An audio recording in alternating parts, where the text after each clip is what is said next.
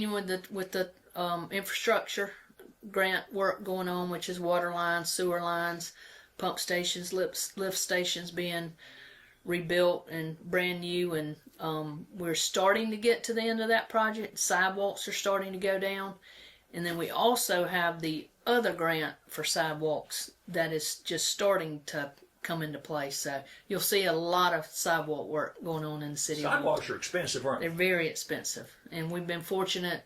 That project came, sidewalks came under that grant, so that's going to be great for one side of town, and then the other side has the grant from the state, or the money appropriations from the state for that particular project. So we should see by the end of summer. I hope it's a lot of you walking. Well, that's critical for having a walking town to have good sidewalks, right? Right. Hope to be breaking ground soon on the Leaderport project, which is the new concession stand bathroom. They're working on their permits right now and all that pre-construction work. So hopefully in about 2 weeks we'll be breaking ground on that. Used a lot for soccer and baseball, softball, football. At the other park, Abney Park, that's still working on the bathrooms there. We're getting close to having those finished. We got that $25,000 grant to rehab those bathrooms that are with the pickleball courts and playground. So that's at the end stage as well. And how's youth recreation going, and just the recreation program in general? It's going good. In the summer we do flag football, and in the fall we'll start up the soccer and football and your typical fall sports. But I think they're starting their sign-ups now, and everything's clicking along. A lot of people using the rec facility. Oh yes, yes sir. And y'all have like weightlifting equipment and classes. We've got the room that has the weightlifting. You got a gym you can walk in. We've got a room that has it's like the medicine balls, the different other kind of things you can, weight training type things. Yoga mats, they have yoga classes and senior citizen exercise classes in there. It's a lot to choose from. If you call the center, they can let you know everything we have going on out there. Any other news from downtown? Anything else you're working on? Not downtown. The Little Caesars is getting started, a Domino's is getting started, and the Waffle House is waiting on all their permits to be approved by the county.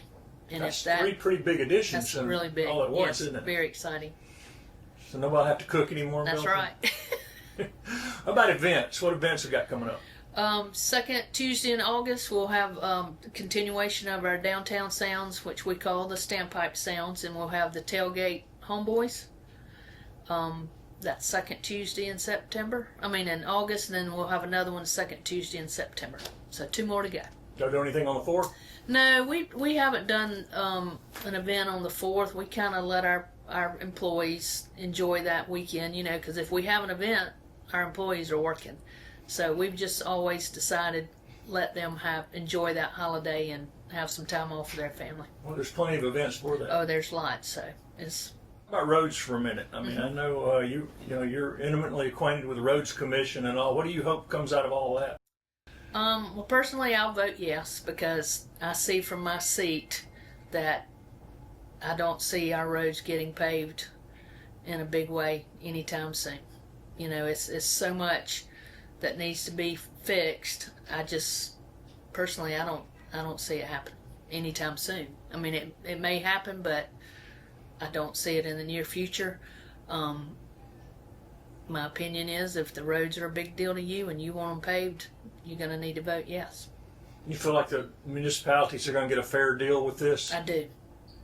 Because it's a commission in charge of it. And I think one thing that most people think, when you say the county gets the money for the roads, it's not the administration or the county council, it's the Anderson County Transportation Committee. So, the administration of the county or the council, no need to fuss at them about the roads. They're not in charge of the roads. The money's given to that committee, and it's not much money given to them. Anderson County, 8 municipalities in the county is around 1,900 miles, and typically the county gets around $3 to $4 million a year. $4 million to pave a mile. Do the math. It's not going to happen. I hate it, but it is what it is. And this they say. proposed referendum, you'll have input on what roads here are y'all Right. priorities. We've given our list, and yes, sir. We do get a lot of complaints about roads, and like I said, it's not a lot of it that's under our control. You know, we build pickleball courts, and you get comments. You can build a pickleball court, but you can't pave a road. Well, grant money cannot go to paving a road, and most of the outdoor fun stuff we get done, we're doing with hospitality money or grants that are specific to that project. We cannot use it to pave a road. We can't. So I wish people would learn that. You know, that's one thing that I, would like people to know is just because we do one thing, we're not taking that money away from paving. You mentioned hospitality tax. How important is that for Belton? Oh, it's really big, especially now that we've lost money from the state. They're not appropriating us any special project money, so we're going to have to come up with it on our own. So that will be through hospitality, so it is a big deal. So, Domino's, Little Caesars, hopefully Waffle House, that'll play a big part on, a lot of projects we can do, quality of life projects that we can get done in Belton. How's that fund grown since you've been mayor? It's doing well. We have it's steadily rising because we get a few restaurants here and there, and it makes a big difference. It's funny. Our biggest hospitality night is Halloween night. All that candy given out, and everybody wants to go out to eat. And how much do y'all raise in hospitality now? It varies, but around $200 a year, give or take. We are in the running for $2 more million. Towards our infrastructure. I'm not sure when we'll find out about that, but right now we've got 14 and add 2 more, that'll get us up to 16 million. So crossing our fingers, we get 2 more million to, do the upgrades on our infrastructure, which is, to me, it's as important as paving. And this is an election year for Belton, and what seats are up here? 1, 3, and 5. Wards 1, 3, and 5. But not mayor this year. Not mayor. 2027 is mayor. Okay. And 2, 4, 6 and mayors in wards 2, 4, and 6. Mayor will be 2027.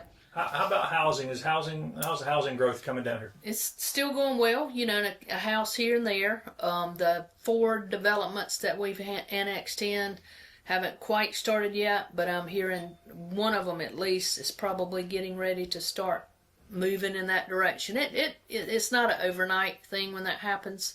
There's a lot of engineering process they have to go through and everything before you actually start seeing the housing. So, but they're all ready to go.